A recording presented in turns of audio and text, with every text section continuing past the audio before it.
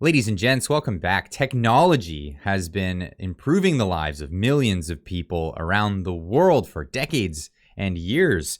And, well, it only needed one thing to disrupt this process of technology improving people's lives, and that would be the government implementing technology. Here we are, National Post writing an article, How Canada Stupidly Bet Its Border Economy on ArriveCAN, a glitchy $25 million app.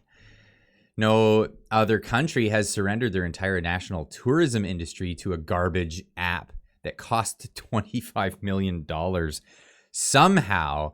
Now, they have a clever video on this, so I'm going to leave a link in the description down below so you can go watch the video, but I'll be just covering a portion of this article and getting into some other things. Right now, nobody gets into Canada without first uploading a cornucopia of needless, complex personal details to ArriveCAN, a federally mandated smartphone app that has an annoying penchant to routinely sentence innocent people to house arrest. There are estimates that ArriveCAN has single-handedly kneecapped foreign tourism by as much as 50%. It has somehow managed to destroy a 100-year-old golf club, and the federal government has never really adequately explained why we need it. I reported yesterday that there was no scientific basis to the mandates based on Rupa Subramania's article written. Check out that video from yesterday. In today's Everything Should Be Better video, learn how the sordid tale of why Ottawa decided to entrust our entire border economy to a $25 million smartphone app that refuses to stop failing, or read the transcript below. So I'm going to get into a bit of what he says in the video here. But again, link in the description down below. It's a real clever one. If you ask basically any politician whose constituency near the U.S.-Canadian border, they know exactly who to blame for all of this, the ArriveCAN app. And in fact, we have Brian Higgins, and he's a U.S. representative from New York. The ArriveCAN app continues to be a barrier for those crossing the northern border. It's time to end the ArriveCAN mandate so cross-border economics can return to pre-pandemic activity. And he has a full statement here. I'll leave a link for his tweet in the comments or in the description down below so you can check it out for yourself. But yeah, nobody likes this app. Nobody's happy about it. NDPers hate it. Conservatives hate it. On the American side, the border, you have Republicans and Democrats joining hands to issue public letters saying how much they hate ArriveCAN.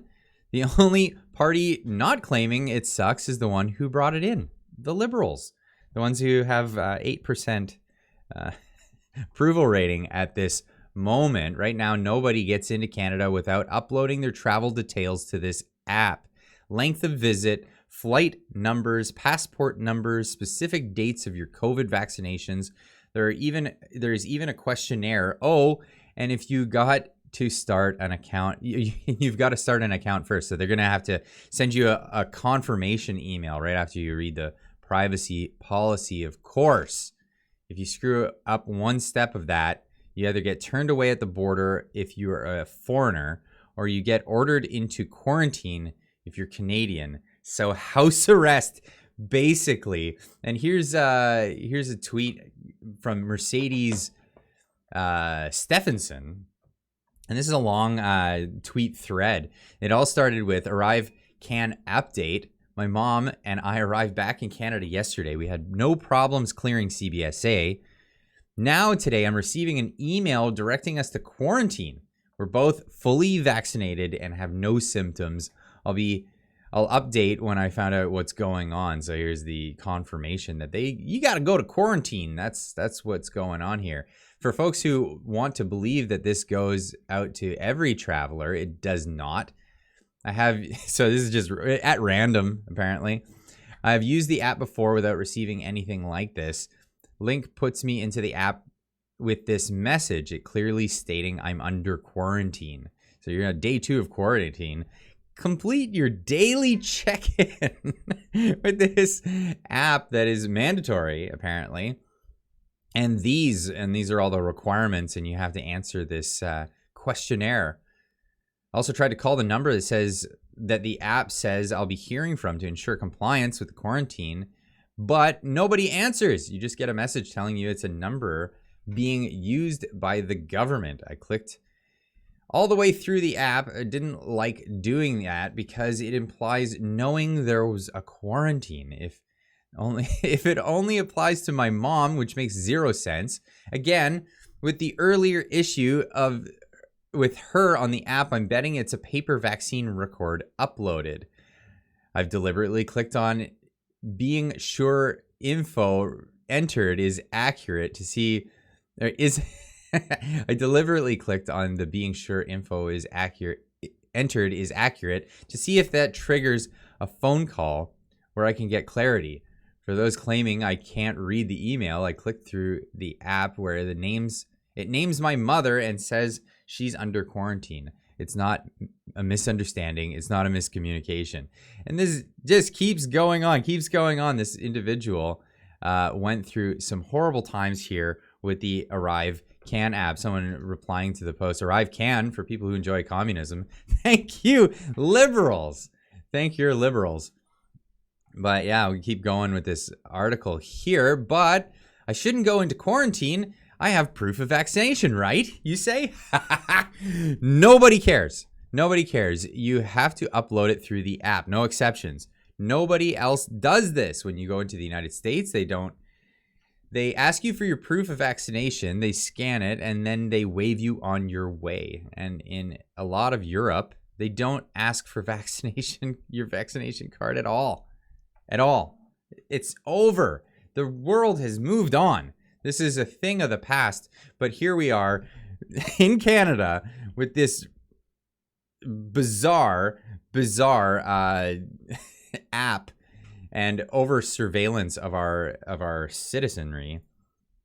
Here's a tweet from Jennifer Ellie. Saw this on TikTok this morning. 86-year-old senior does not have a cell phone to use the ArriveCAN app. Daughters ask what will happen to her dad when he's flying alone. Listen to it. What if he was flying by himself? I will be flying by myself, and I don't have a cell phone. Yeah, so what does he do? Put it on hers. No. Yeah, but if I'm flying by myself, how can I do that? Are you guys related? Yeah. Yeah. So what's the problem with putting it on your account? I don't think I should have to. Why not? What's the issue? Nancy, never mind. This is a bureaucracy gone amok. I know. But you know that's why you have to do it, right? This is one of the requirements. It's part of the quarantine act, right? To get back in. Well, let's see. You've got my COVID shots. I've had 4 of them. Okay, that's good. You have my passport. Okay. Why not? Let's just do the paperwork and get this over with. Because they want the app. The government wants the app. Let me ask Government you, wants what's the the app. reason why you don't want to do it?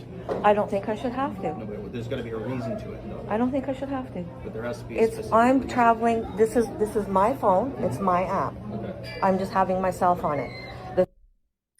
Well, because the the Charter of Rights and Freedoms says you don't have to, and the right on your passport says you don't have to. But for those that don't recall, this is a tweet that I put out that started the whole channel, and this was when the convoy was just kicking off, and we had government leaders and our dear leader Justin Trudeau saying that these people were misogynistic and all these other things, and that's what their whole thing was, and that they were anti-vaccine. In case any of you are confused, there's a group of truckers in Canada who are 90% vaccinated protesting government overreach and citizens being tracked with QR codes. If you hear otherwise, you might be being lied to, and that was the whole thing. The thing that kicked off the trucker convoy was that we were reaching the end of a pandemic, and they were introducing the ArriveCAN app, and the truckers were the first ones to deal with the ArriveCAN app. If you are upset about the ArriveCAN app now, and you were pissy about truckers going to Ottawa, you might want to kick yourself. Just give yourself a boot. Give your head a shake, because this is what this was all about. So yeah, if you're getting upset about ArriveCAN and you weren't a fan of the truckers, well, Oh, there's a special place for you. Anyway, that's all I got for you this morning on this one. Leave a comment in the comment section down below. What do you think of those people that were not keen on the truckers, but are really upset about this and can't seem to square that one away? Leave a comment in the comment section down below about that. If you're not already subscribed to the channel, please do that at this time. Hit that like button, and we'll see you in the next video. Keep on trucking.